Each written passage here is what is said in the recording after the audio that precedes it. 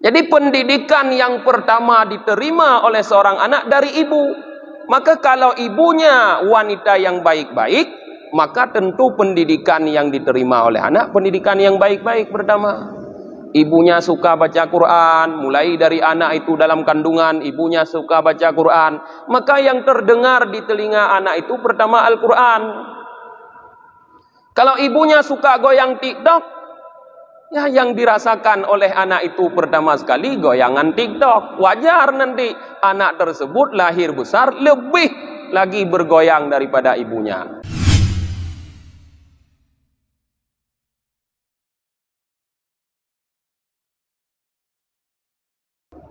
Alhamdulillahi rabbil alamin, wabihi nasta'inu ala umurid dunya waddin. Asyhadu an la ilaha illallah wahdahu la syarika lah, wa asyhadu anna Muhammadan abduhu wa rasuluhu la nabiyya ba'dah. Allahumma salli wa sallim wa barik ala sayyidina Muhammad wa ala alihi wa sahbihi ajma'in, amma ba'd. Allahumma allimna ma jahilna wa dhakkirna ma nasina wa fahimna ma lam nafham. Subhanaka la ilma lana illa ma 'allamtana innaka antal alimul hakim. Rabbi shrah li sadri wa yassir li amri wahlul 'uqdatam min lisani yafqahu qawli. Jamaah maghrib yang dirahmati oleh Allah, kembali kita bertemu dalam kajian tasawuf. Insyaallah pada malam yang berbahagia ini yang akan kita kaji adalah hakul walad alal walid, hak anak terhadap ayah. Diriwayatkan daripada Abi Hurairah radhiyallahu an bahwa Nabi sallallahu alaihi wasallam bersabda, min haqqil walad alal walid salasatu asya. Sebahagian dari hak seorang anak terhadap seorang ayah ada 3 macam, kata Rasulullah. Ayyuhsinasmahu idza wulidah. Yang pertama, hendaknya seorang ayah itu memberikan nama yang terbaik untuk anaknya apabila anak tersebut dilahirkan. Wa yu'allimuhul kitab idza akilah, dan hendaknya seorang anak seorang ayah mengajarkan kepada anaknya Alkitab, artinya Al-Quran, apabila anaknya sudah berakal. Wa yuzawwijuhu idza adraka, dan menikahkan anaknya apabila anaknya sudah mampu. Jadi para jamaah, di dalam hadis yang diriwayatkan dari Abi Hurairah ini ada 3 hak anak pada ayah, kata Rasulullah. Kalau dalam pertemuan yang lalu kita sudah membahas hak orang tua pada anak, sekarang sebaliknya, hak anak pada orang tua. Kalau anak dalam pertemuan yang lalu tidak menunaikan hak orang tua, berakibat menjadi durhaka pada orang tuanya, sebaliknya juga seperti itu para jemaah. Kalau para ayah dalam hal ini, dalam bab ini, tidak menunaikan hak anaknya, dia pun akan bisa durhaka kepada anak.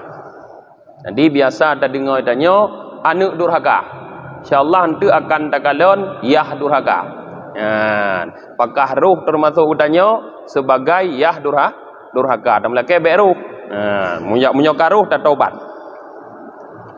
Yang pertama, hak yang paling utama adalah memberikan nama yang baik kepada anak. Apabila anak dilahirkan, ayah berkewajiban memberikan nama yang baik, kata Rasulullah. Di saat nama anak kita berikan dengan tidak memperdulikan apakah itu baik atau tidak, maka kita telah melanggar satu hak anak. Yang kedua, mengajarkan kepada anak kita Alkitab. Alkitab yang dimaksud di sini bukan Injil, tapi Quran. Mengajarkan Al-Quran kepada anak kita. Kapan? Idza akila, kata Rasulullah, apabila motorik anak sudah mulai berkembang. Kalau dengan bahasa sekarang, apabila motorik anak sudah mulai berkembang. Kalau bahasa fikih, mumayyiz, apabila anak itu sudah mumayyiz, sudah punya kemampuan membedakan, berikan pelajaran kepada dia tentang Al-Qur'anul Karim. Yang ketiga, yuzawijuh, menikahkan. Kita orang tua, ayah berhak menikahkan anak. Hak anak berarti kewajiban kita untuk mengantarkan anak kita sampai ke jenjang pernikahan apabila anak kita sudah mampu secara fisik ataupun mental untuk menikah. Nah, itu 3 kata Rasulullah sallallahu alaihi wasallam. Kemudian ruwiya an Umar radhiyallahu taala an, diriwayatkan dari Sayyidina Umar, semoga Allah ridha untuk beliau, anna rajulan jaa ilaihi bibnihi. Ada seorang laki-laki datang menghadap Sayyidina Umar dengan membawa anak laki-lakinya. Di saat itu Sayyidina Umar sebagai Amirul Mukminin, pemimpin. Maka wajar kalau ada orang menghadap mengadukan persoalannya karena beliau pemimpin. Datanglah seorang laki-laki menghadap Sayyidina Umar membawa anak laki-lakinya. Apa yang dilaporkan oleh laki-laki tersebut? Faqala inna bani hadza yu'iquni. Kata laki-laki itu, wahai Amirul Mukminin, anak laki-lakiku ini mendurhakaiku, katanya. Dia melaporkan kepada pemimpinnya di saat itu, yaitu Umar ibnu Khattab, bahwa anaknya telah durhaka. Itu laporan ayah kepada pemimpin di saat itu. Di saat Sayyidina Umar mendengar laporan itu, faqala Umar radhiyallahu an libni. Sayyidina Umar berkata kepada anak tersebut, memberi nasihat. Ama takhafullaha fi uquqi walidaik fa inna min haqqil walid kadza wa min haqqil walid kadza. Kata Sayyidina Umar, tidakkah kamu takut berbuat terhadap Allah dalam berbuat durhaka terhadap ayahmu? Karena sesungguhnya seorang ayah itu punya hak seperti ini, seperti ini, seperti ini, kata Sayyidina Umar menjelaskan hak orang tua, hak ayah, seperti yang telah kita kaji di malam yang lalu. Rupanya di saat Sayyidina Umar menasehati anak tersebut agar takut kepada Allah, jangan mendurhakai ayahnya, karena seorang ayah itu punya hak yang besar pada anaknya. Anak tersebut menyanggah. Faqala banu, anak tersebut menyanggah, ya Amiral Mukminin, hai Amiral Mukminin, amal libni alal walidihi hak. Apakah tidak ada bagi seorang anak terhadap ayahnya hak? Kalau bahasa kita, apakah cuma orang tua yang punya hak pada anak? Kami anak-anak tidak punya hak pada orang tua, pada ayah, kata anak itu. Qal, Sayyidina Umar berkata, naam, ya ada, kata Sayyidina Umar. Rupanya bukan seorang ayah saja punya hak sama anak, tapi anak pun ada hak pada ayahnya, kata Sayyidina Umar. Haqquhu alaihi ayyastanjiba ummahu. Yang pertama dijelaskan oleh Sayyidina Umar, haknya seorang anak terhadap ayah, hendaknya seorang ayah itu memuliakan ibunya anak itu.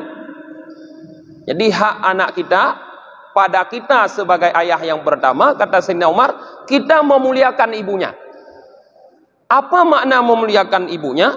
Dipahami oleh Abu Lais, yakni la yutazawwiju imra'atan dani'atan.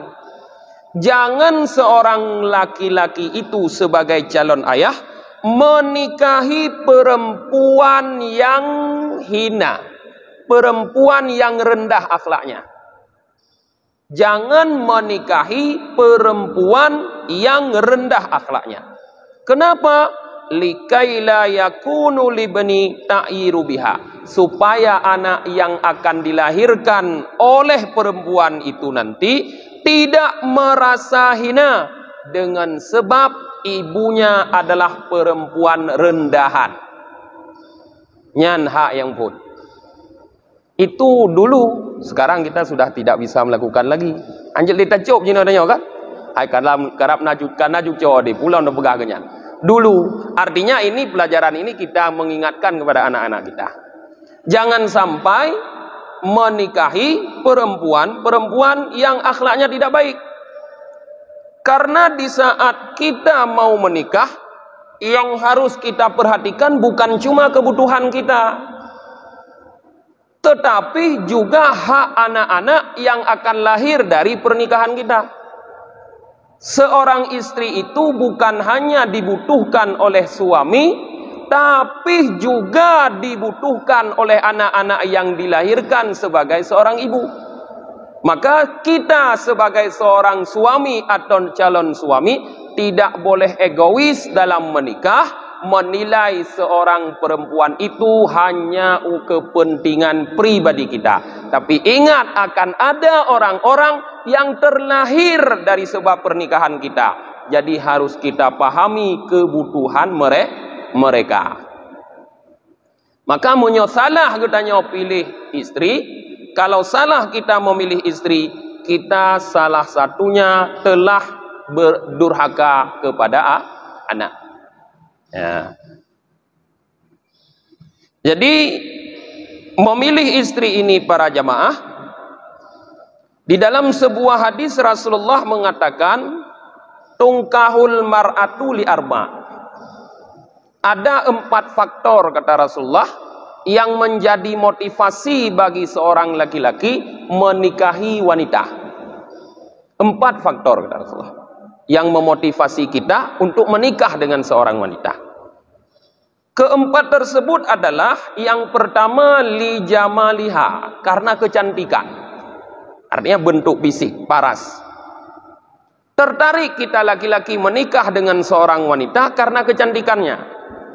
Tapi kecantikan ini relatif, sehingga lain mata yang memandang, lain penilaian. Boleh jadi cantik pada kita, tidak cantik pada orang. Atau sebaliknya, menurut orang tidak cantik, tapi menurut kita cantik. Jadi yang memotivasi kita untuk menikah pertama sekali, kata Rasulullah, salah satunya yaitu kita lihat wanita itu tertarik kita karena kecantikan fisiknya. Dan itu wajar. Yang kedua, li hasabiha, kata Rasulullah, karena garis keturunannya. Menyo bahasa tanya bahasa Aceh, ane urung upa cuca urung upat. Ane urung upa cuca urung upat. Jadi jelas keturunannya orang baik-baik atau keturunan orang berada. Nyan galak kau menikah. Tertarik kita untuk menikah. Yang ketiga, wali maliha, karena hartanya. Nah, maka banyak sekarang laki-laki yang mau membawa mahar banyak kalau perempuan itu sudah ber-SK, ya kan? Karena SK PNS, bubak guru, purbak rumah sakit, bubak kantor, dumpat. Asal karena SK-nya kamu hai jeleme. Bahkan karena itu jadi motivasi bagi laki-laki, sudah diperkirakan oleh Rasulullah. Nah, munyona harta urinang yang tertarik untuk dinikahi oleh laki-laki. Timnya urinang gasin. Nah, pio-pio le. Kalau lain le, kecuali lain ham temung baru ke keriling kenaan bayang gasin. Nyan li uragam. Yang keempat, wali diniha, karena agamanya, kata Rasulullah. Nah, karena agama. Agama ini maknanya karena kebaikan budi pekerti akhlaknya. 4 hal yang menjadi motivasi kita menikahi perempuan, kata Rasulullah. Yang paling ditekankan oleh Rasulullah di sini apa? Far bidatid taribat yadaka, kata Rasulullah. Utamakan, kata Rasulullah, wanita yang memiliki agama, yang berakhlak mulia, kamu akan beruntung. Kalau kita mengutamakan dalam mencari istri akhlaknya, agamanya, pemahaman terhadap agama, maka kita akan hidup bahagia kelak, kata Rasulullah. Nah, Rasulullah tidak menafikan 3 faktor yang lain, cantik, keturunan dan harta, tapi beliau tekankan perhatikan yang keempat, itu yang paling utama. Kalau terkumpul semuanya, alhamdulillah. Mandumna ba'ani inangnya, agamanya baik, keturunan orang baik-baik, hartanya banyak, cantik lagi. Nyan alhamdulillah, seperti mendapatkan bidadari surga kita. Tapi kan jarang. Ulama mengungkapkan al-mar'atu salihah kal ghurabil a'sam. Perempuan salih itu, perempuan yang salihah itu kal ghurabil a'sam, seperti burung apa namanya? Ticem aa bahasa Indonesia. Burung gagak yang putih sayapnya. Nah, demung dicem ada burung gagak yang putih sayapnya. Susah, anda dari demung. Kecuali dablocet, putih. Umumnya hitam. Seperti itulah wanita saleh. Susah untuk ditemukan wanita yang saleha. Seperti kita mencari burung gagak yang warna sayapnya putih, kata Rasulullah. Maka untuk mendapatkan 4 itu susah. Nah, maka kalau susah untuk mengumpulkan semua, jangan hilangkan 4-4-nya. Baik karena payah tadi merumpok mendum, musabah anda tempur peremun. Pak peremun tat ke yang keput, yang nomor 4, yaitu datiddin, yang memiliki agama. Artinya yang berakhlak mulia. Kenapa kita harus menikah dengan wanita yang berakhlak mulia? Kalau dalam Al-Quran, Allah subhanahu wa ta'ala mengumpamakan wanita yang kita nikahi ini 2 macam. Ada yang seperti tanah yang tandus, ada seperti tanah yang subur, kata Allah. Kalau tanah yang tandus, apapun kita tanam, dia tidak akan tumbuh dengan baik. Maknanya, kalau wanita yang melahirkan itu adalah wanita yang berakhlak rendah, yang kurang beragama, maka apa yang dilahirkannya itu sangat sukar untuk menjadi yang baik. Sukar menjadi yang baik. Sukar anaknya untuk menjadi anak saleh. Ada juga wanita itu diibaratkan seperti tanah yang subur. Apapun yang kita tanam akan cepat tumbuh dan berbuah karena tanahnya subur. Nah, wanita-wanita yang akhlaknya baik, kalau dia melahirkan, maka mudah untuk membentuk anaknya menjadi anak-anak yang baik. Maka ibu sangat berpengaruh pada terbentuknya seorang anak, para jemaah. Maka dalam sebuah hadis disebutkan, al-ummu madrasatul ula. Ibu adalah sekolah yang pertama. Ketika tikula pun ulam SD, ketika kon dah tikula pun ya ne, mana sekolah yang pertama untuk anak kita? Ibunya. Jadi pendidikan yang pertama diterima oleh seorang anak dari ibu. Maka kalau ibunya wanita yang baik-baik, maka tentu pendidikan yang diterima oleh anak pendidikan yang baik-baik pertama. Ibunya suka baca Quran, mulai dari anak itu dalam kandungan, ibunya suka baca Quran, maka yang terdengar di telinga anak itu pertama Al-Quran. Kalau ibunya suka goyang TikTok, ya yang dirasakan oleh anak itu pertama sekali goyangan TikTok. Wajar nanti anak tersebut lahir besar lebih lagi bergoyang daripada ibunya. Jadi tergantung ibu para jemaahnya yang golong-golong kawin menyona yang muda atau yang kaduha-duha anak kena berkawin, ingatkan anak kita, cari calon istri bidzatiddin yang punya agama yang bagus, karena kita akan melahirkan anak dari wanita tersebut yang haknya pada kita sebagai ayah adalah memilihkan ibu wanita yang baik. Jangan sampai kita durhaka kepada anak karena salah memilih calon ibunya. Yang kedua, kata Sayyidina Umar, wa yuhsinus mahu, sama seperti hadis yang diriwayat oleh Abi Hurairah. memberikan nama yang baik kepada anak. Kenapa nama perlu kita berikan nama yang terbaik? Nah, mungkin sebahagian orang menganggap tidak punya arti nama itu. Apalah artinya sebuah nama, kata orang. Sehingga dia memanggil orang bebas saja. Padahal Allah Subhanahu wa taala mengatakan jangan engkau lakap orang dengan lakap yang tidak baik. Dalam Al-Quran seperti itu Allah katakan, jangan memanggil orang dengan panggilan yang tidak baik. Memanggil orang dengan panggilan yang tidak baik adalah dosa. Maka siapapun harus diberikan nama yang baik seharusnya. Maka kita sebagai ayah di saat dilahirkan anak untuk kita, pilih nama yang baik, yang punya makna-makna yang baik. Pilih untuk anak kita. Jangan salah pilih nama. Ya. Kemudian yang ketiga, wa yu'allimuhul kitab, dan mengajarkan kepada anak tersebut Alkitab, yaitu Quran. Ini sama juga dengan hadis tadi. Mengajarkan Al-Quran kepada anak, para jamaah, bukan hanya memberikan pelajaran bacaan. Sebahagian kita sudah merasa bangga kalau anaknya sudah pandai membaca Quran. Itu salah. Bukan hanya memberikan pelajaran kepada anak supaya anak itu menghafal Quran.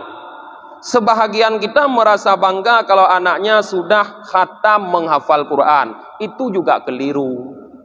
Anak itu harus diajarkan untuk membaca, lebih bagus kalau bisa menghafal. Tapi yang paling penting di antara itu semua adalah memahami apa yang ada dalam Al-Quran. Jadi yang penting bukan tahafud, tapi tafaqquhnya. Memahami, bukan memelihara, menghafal. Seandainya tidak ada orang yang menghafal Quran, Quran itu tidak akan berubah. Karena Allah sudah menjanji, inna nazzalnahu dzikra wa inna lahu lahafidun. Kami yang menurunkan adzikra, kata Allah, dan kami yang memelihara. Han berubah. Tapi orang-orang bisa tidak paham terhadap apa yang diturunkan oleh Allah kalau tidak ada orang yang berusaha memahami Al-Quran.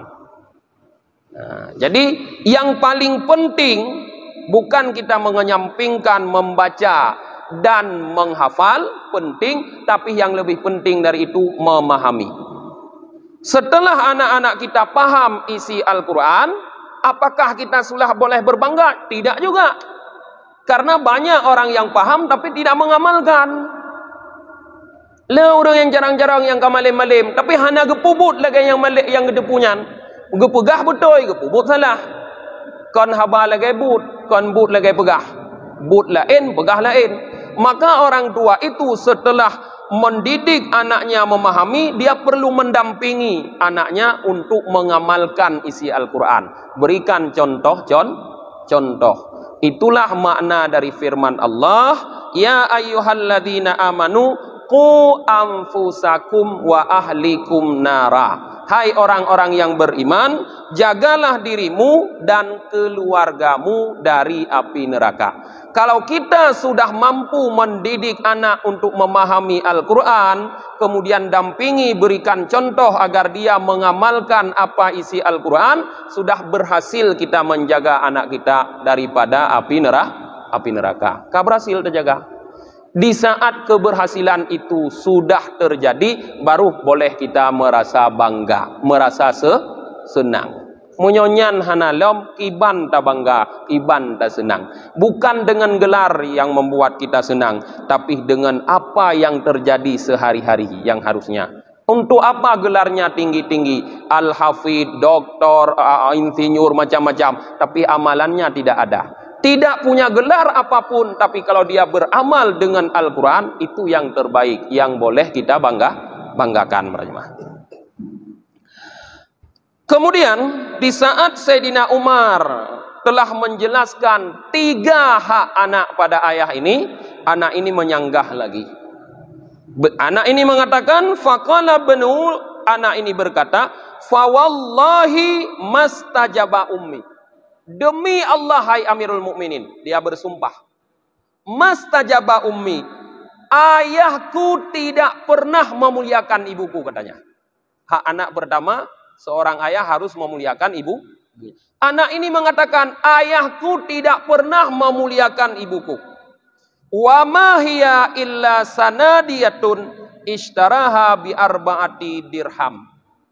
Kata anak itu, ibuku tidak lain adalah seorang wanita budak hitam yang dibelinya di pasar dengan harga 400 dirham.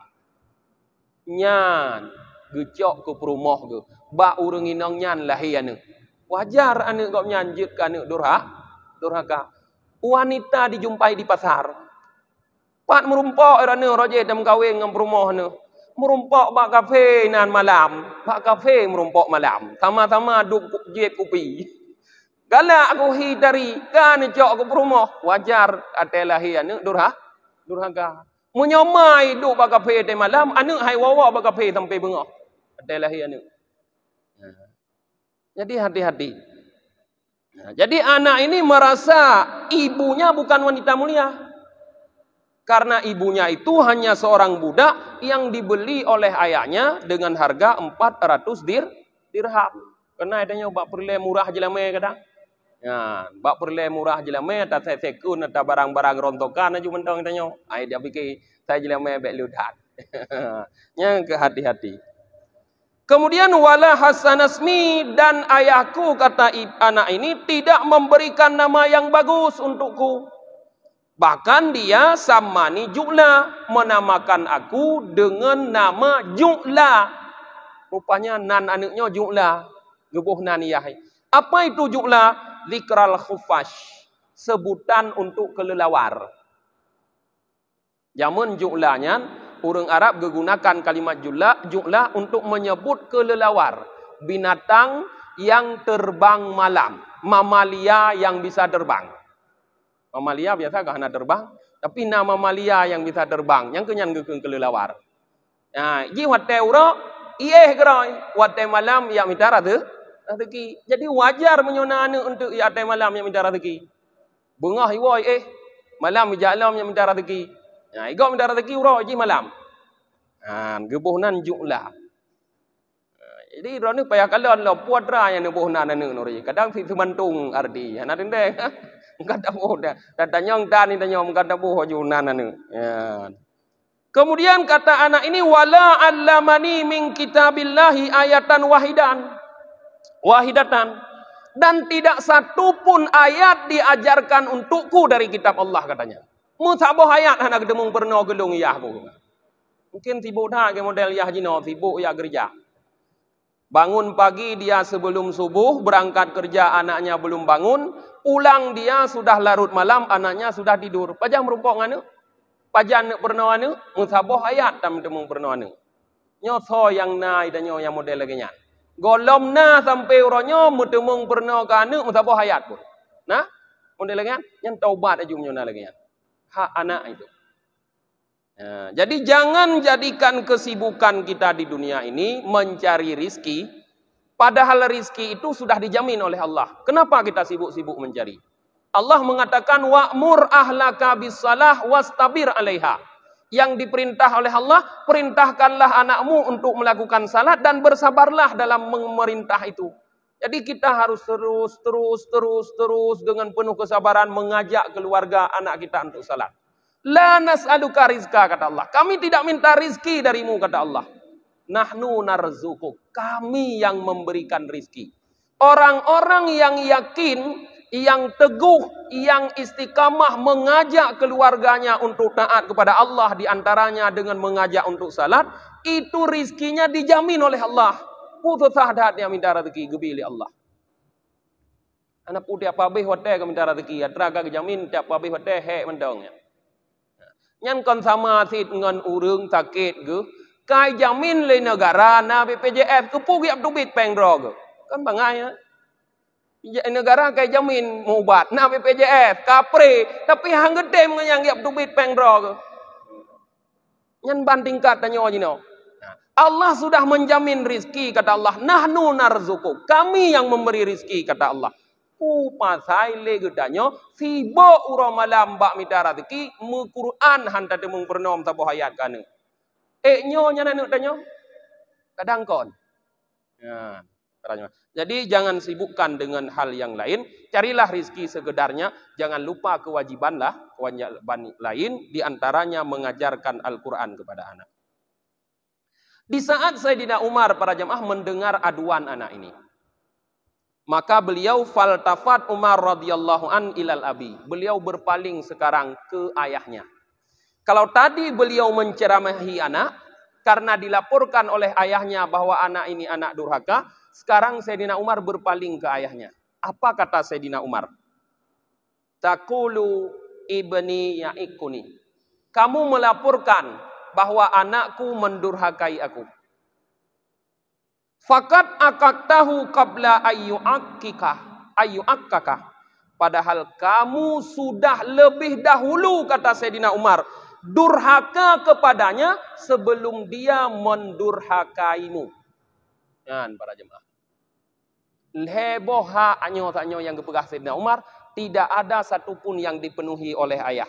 Maka Sayyidina Umar langsung memvonis bahwa ayahnya itu adalah ayah yang duluan durhaka kepada anak, maka menyebabkan anaknya menjadi anak durhaka. Artinya munyolegenyan model kon tiroan tagai geti lam nuraka man dua ngayah yang tiga lajo. Mutiga ngan yah imnya model genyan. Kon cuma anu angka hati-hati cuma. Lado mitanya mono. Tanyo dak pegah lalo minta rezeki. Lado engkau minta rezeki, lado ngai ibadah nasi model dengku lengan. Model dengku ndagenya nasi tanyo lalo minta ngai ibadah. Aduh mutuji tapi meratip mutuji. Anu anak dupu deh pupu di hom. Nyan pi palau si lengan anjur. Ibadah, ya silahkan ibadah karena itu tuntutan. Tapi mendidik anak juga ibadah. Kau ni musujid mentang ibadah. Irumah pih ibadah. Jadi harus kita atur kegiatan kita yang proporsional. Sesuaikan tempatnya masing-masing. Kapan kita harus ke masjid, kapan kita harus dengan anak kita mengajarkan. Lebih baik kalau kita betah di masjid, bawa anak ke masjid. Biar di masjid anak itu bisa diajarkan dan dia bisa melihat orang-orang taat di masjid, bisa bergaul dengan orang-orang saleh di masjid. Bah turi lianu backdraw mentang taja. Tanya saleh draw dan ada perumun. Anu salah hai gede saya tanya saleh. Nyan itari ibu anu dudu malam neraka. Dalam riwayat yang lain ditambahkan kata Sayyidina Umar, waqad asaqtahu qabla ayyusi'aka. Sungguh kamu telah berbuat jahat kepadanya sebelum dia berbuat jahat kepadamu. Jadi Sayyidina Umar tidak hanya memvonis ayahnya durhaka kepada anak, tapi juga memvonis ayahnya telah berbuat jahat kepada anaknya sebelum anaknya berbuat jahat kepada ayahnya. Kata Sayyidina Umar, kum anni, bangun, pergi jauh dariku, kata Sayyidina Umar. Geuse le Sayyidina Umar urang agam yang ya lapor anu gopnyan durhaka. Ini bisa jadi pelajaran bagi kita kepada tokoh-tokoh masyarakat, pemangku-pemangku kepentingan. Apabila menerima laporan, jangan langsung percaya. Maunya Sayyidina Umar percaya juga engkau gedut-gedut aja anaknya. Periksa dulu. Sesuatu itu ada sebab akibat. Kadang-kadang karena ayahnya tidak peduli, ibunya tidak peduli kepada anak, maka lahirlah anak-anak yang berperilaku tidak baik, yang suka berbuat onar, melakukan kriminal. Lawitnya kan le batanya ino nengi lo moy. Tawuran ka terjadi berokon di Jawa dia dengar tawuran nanya. Di Makassar biasa dengi mati tawuran, dino kamegah itu mau tawuran, main barang.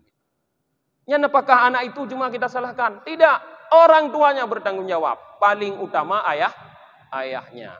Maka mereka akan menanggung akibat dari apa yang dilakukan oleh anaknya nanti. Kemudian para jamaah, di sini juga diajarkan kita bagaimana mendidik anak agar anak itu tidak durhaka kepada kita. Seperti laporan orang tadi. Orang tadi melaporkan anaknya durhaka. Bagaimana anak itu tidak durhaka kepada kita? Bagaimana kita mendidiknya? Nah, ada sebuah riwayat menjelaskan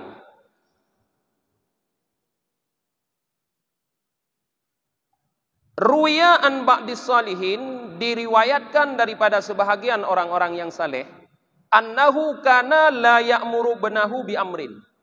Mereka, orang-orang saleh itu tidak pernah menyuruh anaknya untuk melakukan sesuatu. Jadi urang-urang saleh jamun hana galak meyuba anak, tidak suka memerintahkan anak. Wa kana idza taja ila syai', apabila dia orang saleh membutuhkan sesuatu, ada keperluan, ya'muru ghairah, dia mau nyuruh orang lain melakukan, bukan anak. Tanya kan tering dah anu. Kajak gede ziat, kablonyo ziat, kacoknyo ziat, kapubutnyo ziat, katulungnya ziat. Mana mendum-mendum tanya tayu. Orang-orang saleh dulu tidak suka menyuruh pada anak kalau dia punya keperluan yang disuruh orang lain. Kenapa? Apa alasannya? Nah, alasannya para jamaah, di saat ditanyakan fasuila an dzalik, mereka menjawab. Faqala, orang saleh itu menjawab, inni akhafu anni law amartu bani bidzalika ya'sini fi dzalik. Kenapa tidak disuruh anaknya? Katanya, aku sangat takut kalau aku menyuruh anakku melakukan sesuatu itu, dia akan bermaksiat kepadaku. Di saat kita menyuruh anak, anak tidak mau mengerjakan. Itu namanya bermaksiat. Tetayu haitem. Tetayu sambah bud yang nak dalam mantu, haitem bubut. Itu sangat ditakutkan oleh orang tua zaman dahulu. Fayustaujabun nar, maka akibat dari anak memaksiat kepada orang tua, tidak menuruti perintah orang tua, maka wajiblah anak itu masuk neraka. Kata orang saleh itu, wa ana la ahriku bani binnar, sedangkan aku tidak akan mau membakar anakku dengan neraka. Artinya para jamaah, di saat kita memerintahkan anak melakukan sesuatu, artinya kita sedang membayang-bayangi anak dengan api neraka. Kalau dia tidak mau, berarti kita sedang membakar dia dengan neraka, dengan api neraka. Maka orang zaman dulu tidak mau membakar anaknya dengan neraka. Agar anaknya tidak dibakar dengan neraka, dihindarilah anak itu bermaksiat kepadanya dengan tidak disuruh apapun kepada anak. Tanya terus gunan tak mikir, andro. Tanya asai pokoknya haitem. Oh, anaya aku urut neraka teman. Tauna dia. Juk kana durhaka. Si tantang neraka tanya tanu tu dah juga nu ditanya nyamban. Orang zaman dulu takut anaknya masuk neraka sehingga dia menghindari untuk menyuruh kepada anaknya dengan melakukan perbuatan. Kemudian dari Asy-Sya'bi an-Nabi sallallahu alaihi wasallam qala, dari Asy-Sya'bi bahwa Nabi sallallahu alaihi wasallam bersabda, rahimallahu walidan a'ana waladahu ala birrihi. Allah merahmati seorang ayah yang menolong, membantu anaknya untuk berbuat baik kepada dia. Jadi perbuatan yang kita katakan tadi, apa yang dilakukan oleh orang saleh tadi, itu termasuk membantu anak untuk berbuat baik, untuk tidak durhaka. Tidak memerintahkan sesuatu kepada anak, termasuk membantu anak agar tidak durhaka. Maka orang-orang tua, ayah-ayah yang membantu anaknya untuk tidak durhaka, bahkan bisa berbuat baik, itu dirahmati oleh Allah ganjarannya. Mendapat rahmat Allah. Terutama hati-hati yang sudah tua. Orang-orang tua yang sudah tua, dro-dro yang katuha, hati-hati. Perasaan kita yang sudah tua itu sensitif. Sudah banyak yang tidak bisa kita lakukan. Karena itu kita butuh bantuan. Biasa kita sering minta bantu sama anak. Di saat kita meminta bantu sama anak, anak tidak mau melakukan, lalu kita sakit hati. Sakit hati kita membuat anak durhaka. Dengan durhakanya anak masuk dalam neraka. Hati-hati. Bagaimana kalau pas hari ini kita sakit hati, besok kita meninggal, tidak sempat kita memaafkan anak kita. Man bulat taco anu tu tadi dalam neraka. Sati anu dalam neraka, kita yang membawa anak kita ke neraka. Maka hati-hati. Yang tua biasa perasaan sensitif. Kai pubut li anu tetap mentang salah anu kadang-kadang. Sebab di mangun tu hai. Ka ada pubut danya anu tu mentang salah ti ba urang ci itu. Ulam hana ada pubut. Nah, ini jadi pelajaran juga kepada kita orang tua. Jangan sembarang menyuruh anak. Nanti anak kita masuk neraka. Nah, jadi bantu anak untuk melakukan ketaatan agar kita pun dirahmati oleh Allah Subhanahu wa taala. Kebiasaan para jamaah, seorang anak itu durhaka kepada ayahnya karena juga ayahnya pernah durhaka kepada orang tuanya dulu katanya. Sebahagian ahli hikmah mengatakan, man asa walidai lam yara surura min waladihi. Siapapun yang bermaksiat kepada kedua orang tuanya, artinya kalau kita pernah durhaka kepada kedua orang tua kita tidak akan mendapatkan kesenangan, kebahagiaan dari anak-anak kita. Anak kita pun akan durhaka. Sunnatullah. Nyokun urang biasa hukum karma. Nyetanya ta carut iyah do raje, anu de akai carut kita nyonde. Nyetanya ta tenak ma do raje, anu akan ditenak kita. Maka mulailah kita berbakti kepada orang tua kita, beri contoh kepada mereka agar di saat kita tua nanti pun mereka berbakti kepada kita. Sampai di sini pelajaran kita pada kesempatan ini para jemaah. Kita tutup dengan membaca doa akhir majelis. Subhanakallahumma wa bihamdika wa nashhadu an la ilaha illa anta wa nastaghfiruka wa natubu ilaik. Subhana rabbika rabbil izzati amma yasifun. Wassalamun alal mursalin walhamdulillahi rabbil alamin. Sallallahu ala Muhammad sallallahu alaihi wasallam. Sallallahu ala Muhammad sallallahu alaihi wasallam.